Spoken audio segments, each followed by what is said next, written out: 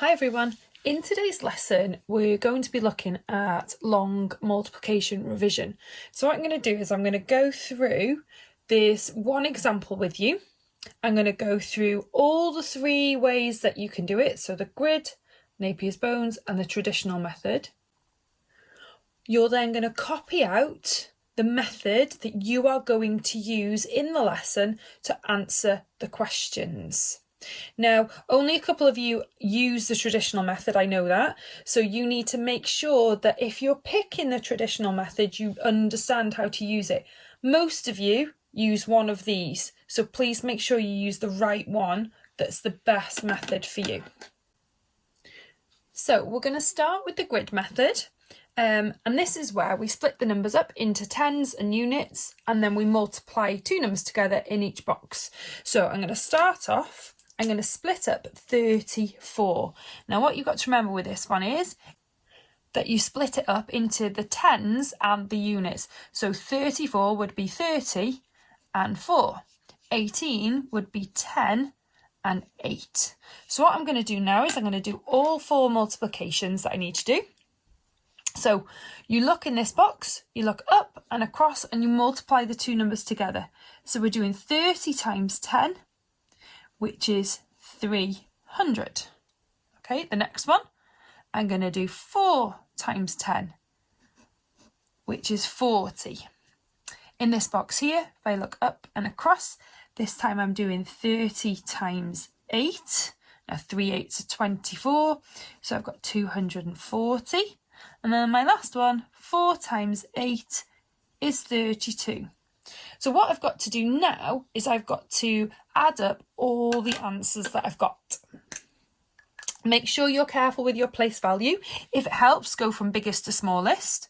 So I've got 300, 240, 40, and 32. So I'm going to add all these together. So starting the units, so I've got 2, 4, 4, and 3 is 11. 3, 2, and 1 is 6.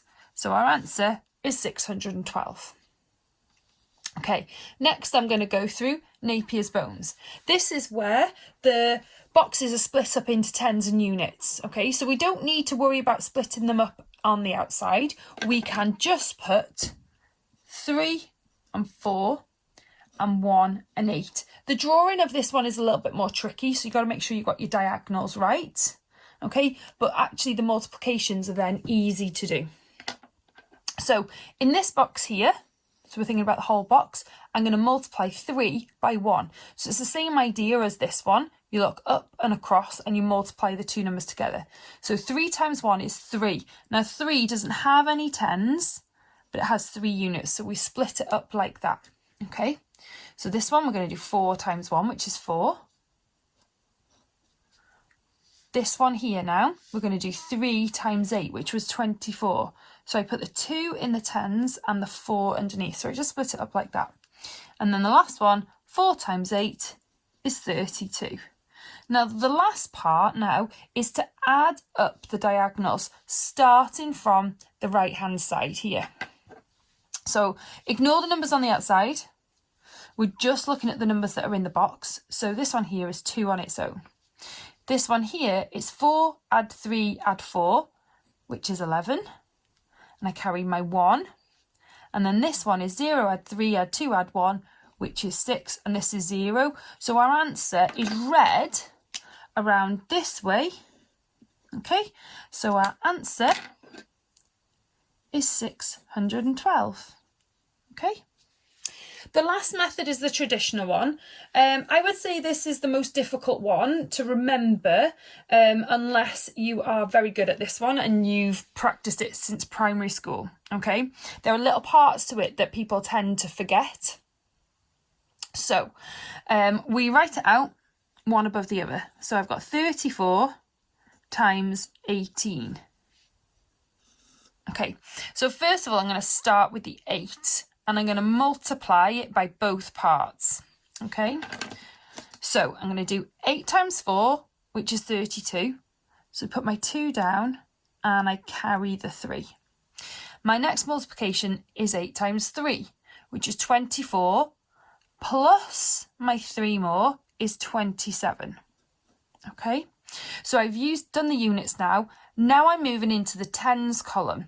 So what I have to do is I have to put a 0 in, because I'm actually multiplying by 10 now. So if I put that 0 in, I can just multiply them as they are. So I'm going to do 1 times 4, which is 4, and then I'm going to do 3 times 1, which is 3. So I've got these two numbers now that I'm going to add together.